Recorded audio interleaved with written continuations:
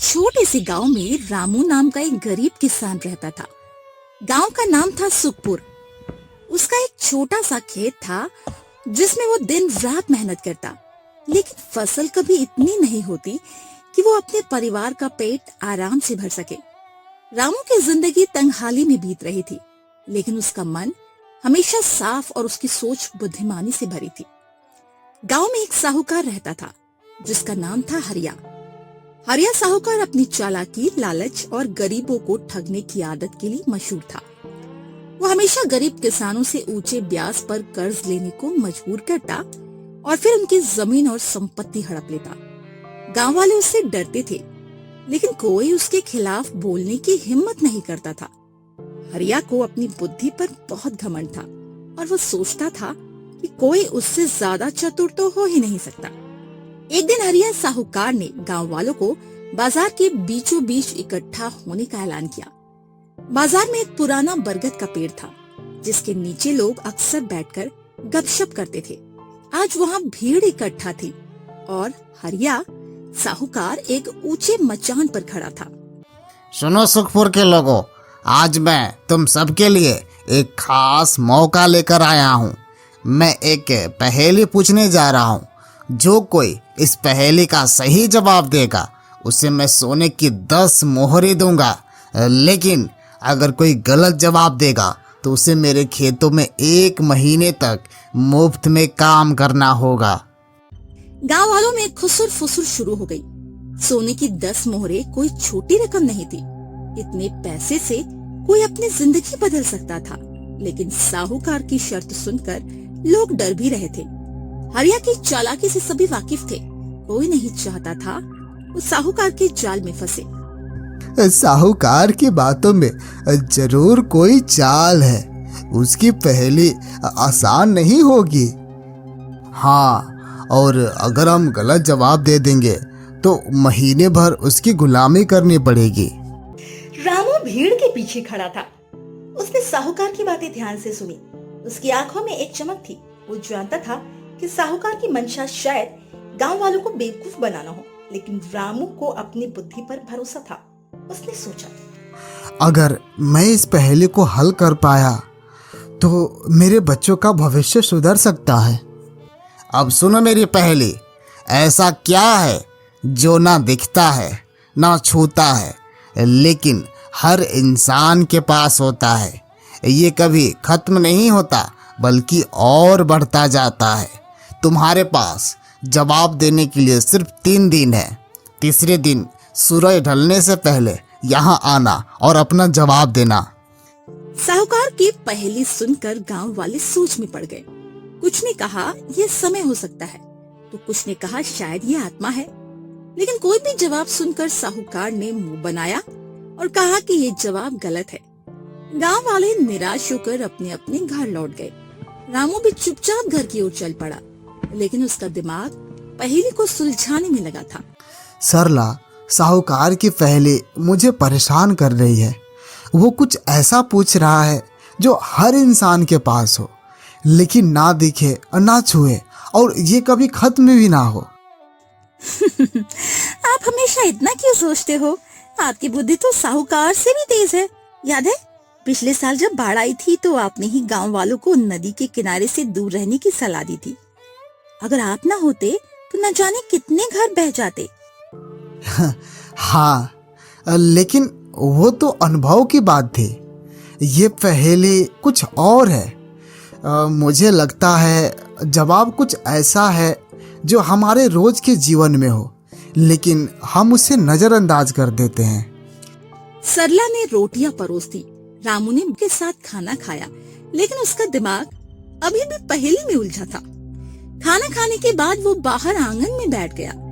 रामू ने आसमान की ओर देखा और सोचने लगा, हर बार मेरी बुद्धि ने मेरा साथ दिया। चाहे कितने भी मुश्किल आए, मैंने सोच समझकर रास्ता निकाला। शायद यही जवाब है। रामू के चेहरे पर एक मुस्कान फैल गई। उसे लगा कि उसने पहेली का जवाब ढूंढ लिया, लेकिन वो पूरी तरह से निश्चित नहीं था। उसने सोचा वो अगले 2 दिन और सोचेगा ताकि कोई गलती ना हो। अगले दिन सुबह रामू गांव के मंदिर गया। मंदिर में एक बूढ़ा पंडित रहता था जो गांव का सबसे ज्ञानी व्यक्ति माना जाता था। रामू ने सोचा वो पंडित जी से पहेली के बारे में बात करेगा ताकि कोई गलती ना हो। मंदिर के बाहर नीम का पेड़ था और पंडित जी उसकी छांव में बैठे थे। पंडित जी, मुझे आपकी सलाह चाहिए। साहूकार ने एक पहेली पूछी है और मुझे लगता है कि मैंने जवाब ढूंढ लिया, लेकिन मैं निश्चित होना चाहता हूँ। बताओ रामू, क्या है वो पहेली? पहेली है, ऐसा क्या है जो ना दिखता है, ना छूता है, लेकिन हर इंसान के पास होता है और कभी खत्म नहीं होता। मुझे लगता है कि इसका जवाब बुद्धि है।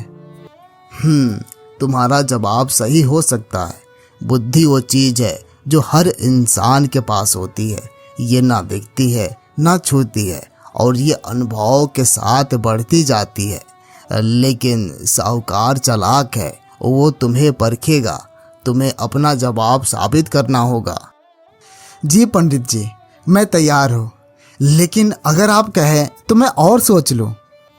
नहीं रामू, तुम्हारी बुद्धि ने सही जवाब चुना है। अब बस आत्मविश्वास के साथ जाओ।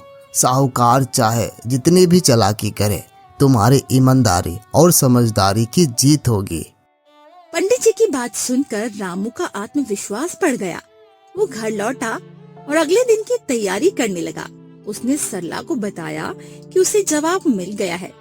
सरला ने उसका और हौसला बढ़ाया और कहा उस साहूकार को जरूर हरा देगा। तीसरे दिन सूरज ढलने से पहले गांव वाले फिर से बाजार में इकट्ठा हुए। बरगद के पेड़ के नीचे भीड़ थी। साहूकार अपने मचान पर खड़ा था और उसके चेहरे पर वही चालाक मुस्कान थी। गांव वाले उत्सुक थे, लेकिन डर भी रहे थे। कोई भी जवाब देने के लिए आगे ही नहीं आ रहा था। क्या हुआ सुखपुर वालों? कोई जवाब लेकर आया है या सब डर गए हैं? तभी रामू भीड़ से आगे बढ़ा। साहूकार जी, मैं आपकी पहेली का जवाब देने आया हूँ। अरे रामू, तू तो बस एक गरीब किसान है। क्या तुझे लगता है कि तू मेरी पहेली हल कर सकता है? साहूकार जी, बुद्धि गरीब अमीर नहीं देखती। आपकी पहेली का जवाब है बुद्धि। बुद्धि वो चीज है जो ना दिखती है, ना छूती है, हर इंसान के पास होती है, चाहे वो राजा हो या रंक। और ये कभी खत्म नहीं होती, बल्कि अनुभव से और बढ़ती है। साहूकार का चेहरा लाल हो गया। उसे रामू का जवाब सही लगा, लेकिन वो अपनी हार मानना ही नहीं चाहता था। वो रामू का जवाब सुनकर चुप रहा। उसने सोचा वो रामू को उलझाने के लिए कुछ और पूछेगा। ये जवाब तो कोई भी दे सकता था। ये तो इतना आसान है। तूने तो बस अंदाजा लगाया होगा।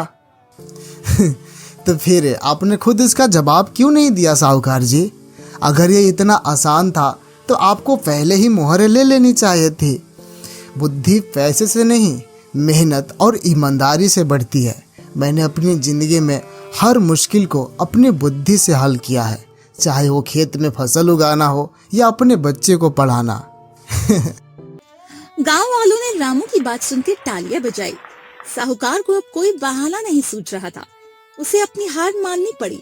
उसने रामू को सोने की 10 मोहरें दी, लेकिन उसके चेहरे पर नाराजगी साफ दिख रही थी। ले रख अपनी मोहरें, लेकिन याद रख, मैं फिर कोई पहेली पूछूंगा और तब तुझे हराऊंगा। साहूकार जी, आप जब चाहे पूछ लीजिए, मेरी बुद्धि हमेशा मेरे साथ है। गांव वाले रामू की जीत पर खुशी से झूम उठे। रामू ने उन मोहरों से अपने खेतों को बेहतर किया। उसने एक छोटा सा स्कूल भी शुरू किया ताकि गांव के बच्चे पढ़ लिख सके। उसने कुछ पैसे गांव वालों की मदद के लिए भी दिए ताकि वे साहूकार के कर्ज से मुक्त हो सके। कुछ महीने बाद रामू का घर अब पहले जैसा नहीं था। खेत हरे भरे थे और घर में खुशहाली थी। गांव वाले अब रामू को और इज्जत देने लगे थे। साहूकार हरिया अब पहले जितना दबंग नहीं रहा। रामू की बुद्धिमानी ने न केवल उसकी जिंदगी बदली, बल्कि पूरे गांव को एक नई उम्मीद दी। रामू, तुमने साबित कर दिया कि बुद्धि ही इंसान का सबसे बड़ा धन है। हाँ सरला, और ये धन ऐसा है जो जितना बांटो उतना ही बढ़ता है।